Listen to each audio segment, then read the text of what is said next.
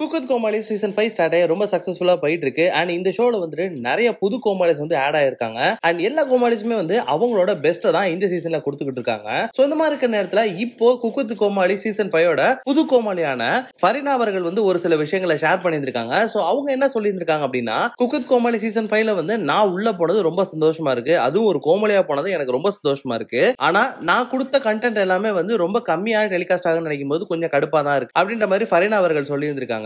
So இந்த விஷயம் வந்துட்டு உண்மையான்னு கேட்டா கண்டிப்பா உண்மைதான். ஏன்னா நேரமின்மை காரணமாக மட்டும்தான் வந்துட்டு இந்த மாதிரி விஷயங்கள் நடந்துகிட்டு இருக்கு. குக் வித் கோமாளி எப்பொழுதுமே வந்துட்டு 1 hour தான் டெலிகாஸ்ட் ஷோ. சோ ஒரு நாளைக்கு வந்து 1 hour. சோ சாட்டர்டே சண்டேவும் சேர்த்து 2 hours மட்டும் தான் வந்து ஷோ டெலிகாஸ்ட் பண்ண போறாங்க.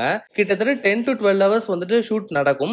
ஸோ 10 to 12 hours வந்துட்டு நடக்கிற ஷூட்டை 2 hours வந்து 10 to 12 hours நடக்கிற ஷூட்டை வந்து 2 hours வந்து கம்ப்ரஸ் பண்ணி எடுக்கணும்ன்ற காரணத்தினால நிறைய கண்டென்ட் வந்து கட் ஆகிறதுக்கான வாய்ப்புகள் அதிகமா இருக்கு. ஸோ இந்த விஷயம் வந்துட்டு ஃபெரினா மட்டும்தான் நடக்குதான்னு கேட்டா கண்டிப்பா கிடையாது. இந்த ஷோவோட ரொம்ப முக்கியமான கோமாளிகளா பார்க்கப்படக்கூடிய புகழா இருக்கட்டும், குரேஷியா இருக்கட்டும் அல்லது சுனிதாவா இருக்கட்டும், இவங்களோட காமெடிஸும் வந்து நிறைய கட் ஆக தான் செய்யும். அது நேரமின்மை காரணமாக தான் இந்த விஷயம்லாம் கட் ஆகுது ஒழிய மித்தபடி வேற எதுவும் கிடையாது. பட் கோமாளி எல்லாமே வந்துட்டு அவங்களோட பெஸ்ட்டை தான் வந்து எல்லா சீசனும் கொடுத்துட்டு இருக்காங்க. அண்ட் ரொம்ப முக்கியமா இந்த சீசன் வந்துட்டு பயங்கர ஹிட் அடிக்கணும் அப்படின்ற காரணத்துக்காக எல்லாருமே வந்துட்டு அவங்களோட 200% எஃபர்ட் போட்டு ஒர்க் பண்ணிட்டு இருக்காங்க அப்படின்றத இங்க குறிப்பிடத்தக்க வேண்டிய விஷயம். சோ நீங்களா சொல்லுங்க, உங்களுக்கு பிடிச்ச கோமாளி யாரு? அண்ட் அவங்க பண்ற காமெடி எல்லாம் வந்துட்டு உங்களுக்கு பிடிச்சிருக்கா?